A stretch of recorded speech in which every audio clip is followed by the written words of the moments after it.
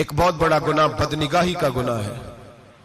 آپ کو پتہ ہے ہمارے ملک کے اندر بدکاری، زنا اور بے حیائی کی شرح کتنی بڑھتی جا رہی ہے، کس قدر بڑھتی جا رہی ہے. وہ لوگ جو نکاح کر لیتے ہیں وہ بھی اپنی نگاہوں کو، میں اکثر کہتا ہوں، حضور نے فرمایا نکاح آدھا ایمان ہے. جس نے نکاح کر لیا اس کا ایمان مکمل ہو گیا. تو جو نکاح کے بعد بھی باز نہ آیا، میں اس کو بے ایمان نہیں کہتا، لیکن نبی پاک نے فرمایا جو نکاح کر لے اس کا ایمان، بولیے ایمان محفوظ ہو گیا، اس کا ایمان، سارے بولیے ایمان. اور جو پھر بھی باز نہ آئے، حضور کہہ رہے ایمان مکمل ہو گیا. اور جو نہ باز آیا کیا فتویٰ دیا جائے حدیث کی روشنی میں؟ میرے نبی پاک کی بارگاہ میں عورتیں آئیں توبہ کرنے، بیعت کرنے، مسلمان ہونے. تو حضور بیعت لیتے وقت فرمانے لگے میرے ساتھ وعدہ کرو، جھوٹ نہیں بولو گی، غیبت نہیں کرو گی، زنا نہیں کرو. ایک عورت بول پڑی، کہنے لگی یا رسول اللہ صلی اللہ علیہ وسلم میں مسلمان تو نہیں پر خاندانی ہوں، میرے گھر والوں کے ذہن میں بھی کبھی زنا کا خیال نہیں آیا. ہم تو اسے خاندانوں کے وقار کے خلاف سمجھتے ہیں. روز بری نظر سے کسی کو دیکھنا اور کسی کے بارے میں غلط باتیں، ناراض نہ ہونا. بہت سارے بوڑھے بھی لذت لے لے کے جرم بیان کرتے ہیں، گناہ بیان کرتے ہیں، غلط باتیں کرتے ہیں، کسی عورت کے بارے میں تبصرہ کرتے ہیں. کیا سمجھتے ہیں مرد اور عورت معاذ اللہ تعالیٰ ایک کمرے میں جا کے بدکاری کرے تو وہی زنا ہے؟ میری طرف دیکھیے اور جھانک کر کے سنیے کیا عرض کر رہا ہوں، ادھر دیکھیں میری طرف. نبی پاک صلی اللہ علیہ وسلم نے فرمایا زنا زبان کا بھی ہوتا ہے، زنا کان کا بھی ہوتا ہے، زنا آنکھ کا بھی ہوتا ہے. حضور کس طرح؟ فرمایا جس نے گند دیکھا اس نے آنکھ کا زنا کیا، جس نے لذت لے کے سنا چپ نہیں کرایا، پوری بات سنی، وہ بھی زانی ہے. اور جس نے گندی بات بولی وہ منہ کا زانی ہے، جس نے گند سوچا وہ دماغ کا زانی ہے. اور زانی کو سب سے پہلی سزا اللہ یہ دیتا ہے کہ سجدے کی لذت چھین لیتا ہے، عبادت کا سرور چھین لیتا ہے، اس کا نماز میں دل نہیں لگتا. قرآن میں سب سے پہلی سزا اسے اللہ اپنے دروازے سے دور کر دیتا ہے. بھائیو آج ہمارے سجدے بے کیف ہیں، آج لوگ غلط جگہ پہ گھنٹوں بیٹھے رہتے ہیں. مسجدوں میں لوگوں کے دلوں کو گھبراہٹ ہوتی ہے، لوگ بھاگتے ہیں. میرے نبی پاک نے فرمایا تو نظر کو پاک کر لے، اللہ تیری عبادت میں لذت پیدا فرما دے گا. میرے بھائی یاد رکھ لیں اور سن لیں، سب سے کمزور آدمی وہ ہے جس کا ذہن پاک نہیں. سب سے کمزور آدمی وہ ہے جو کردار کا غلط ہے.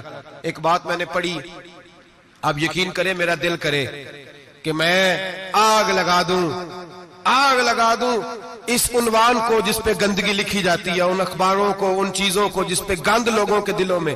وہ انڈیا کی ایک وزیر اعظم عورت گزری تو کسی نے اس سے کہا کہ پاکستان نے تو تمہیں شکست دی ہے، تم جیت نہیں سکے بڑا ملک ہو کے.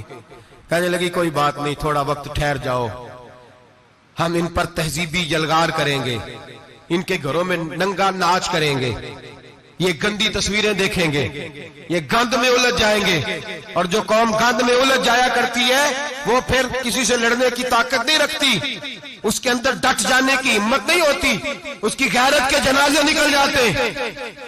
دل کرتا ہے جل جائے وہ جل جائے جہاں سے برائی پھیلتی، تباہ ہو جائے وہ علاقے جہاں سے گند ہوتا ہے.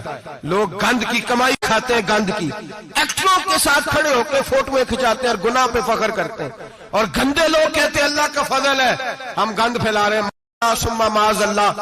لوگ گناہ پہ فخر کرتے ہیں چوکوں چوراہوں میں. محمد بن قاسم آئے ہندوستان پہ راجہ دہر کے مقابلے میں، نوجوان میری طرف دیکھیں اور صحیح ہو کے بیٹھے، خاصے صحیح ہو کے بیٹھے. تقریر نہیں کر رہا، جذبات کا، میرے جذبات سنیں، دل کے پھپولے جل رہے ہیں حسینے کے داغ سے. اللہ کی قسم روح کی گہرائی سے بات کر رہا ہوں، وہ بات کر رہا ہوں جو سینہ کہہ رہا ہے کہ پھٹ جائے اور کہنا نہ پڑے. قرآن و حدیث پڑھتے ہیں اور پھر اپنا حال دیکھتے ہیں تو لگتا یہ ہے کہ عذاب قریب آ گیا ہے، لگتا ہے زمین پھٹنے والی ہے، آسمان گرنے والا، لگتا ہے قریب آ گیا ہے سارا کچھ. سمجھے کیا عرض کر یہ بات اگر آپ سمجھ گئے تو قیمت وصول ہو گئی. اس کو سمجھ گئے تو سمجھ لیں آپ کے مزاج کے اندر اللہ نے تبدیلی پیدا کر دی. محمد بن قاسم 18 سال کا جوان، ایک عورت کی عزت پر راجہ دہر ہندو نے حملہ کیا، محمد بن قاسم بچانے آئے. جب ہندوستان آئے فوج تھوڑی تھی، علاقہ تھوڑا تھا. راجہ دہر کی فوج بہت زیادہ، اور پھر اپنا عرب چھوڑ کے یہاں آ کے ہندوستان میں اس کے علاقے میں اس پہ حملہ کرنا، حالات خراب تھے۔ محمد بن قاسم پریشان ہے۔ ایک بزرگ نے دیکھا، کہنے لگے پریشان کیوں ہو؟ کہنے لگا سوچتا ہوں علاقہ بھی اس کا، فوج بھی اس کی، میرے فوجیوں کو تو رستوں کا بھی نہیں پتا، کیسے جنگ کریں گے، کدھر سے آئیں گے، اور پھر ہمیں زبان بھی نہیں آتی، کیسے کام ہوگا، ڈر رہا ہوں۔ 2-4 دن گزرے تو محمد بن قاسم اشاش بشاش ہو گئے۔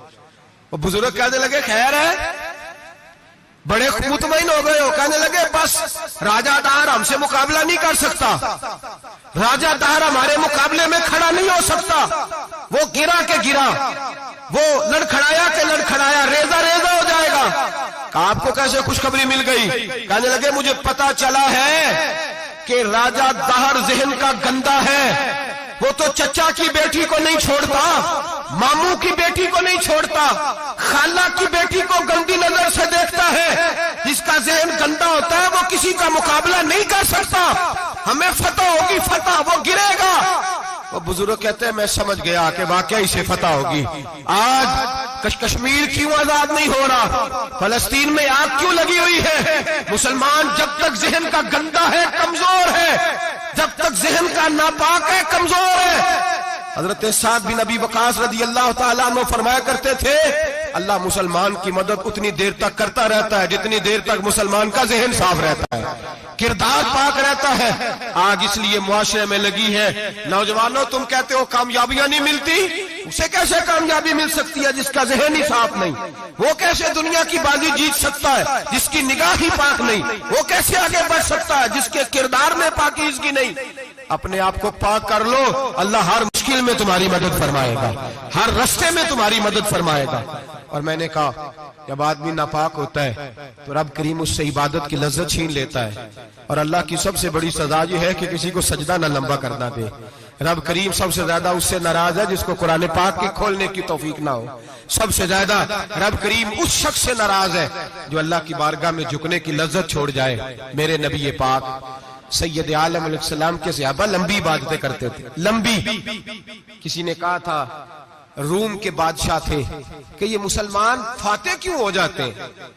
تو اس نے کہا میں نے مولا علی کے زمانے میں جاسوسی کرائی تھی، پتا کیا تھا کہ ہر میدان میں کامیاب کیوں ہوتے ہیں۔ تو کہتے ہیں میں نے دیکھا یہ دن کے مجاہد ہوتے ہیں پر رات کے عابد ہوتے ہیں۔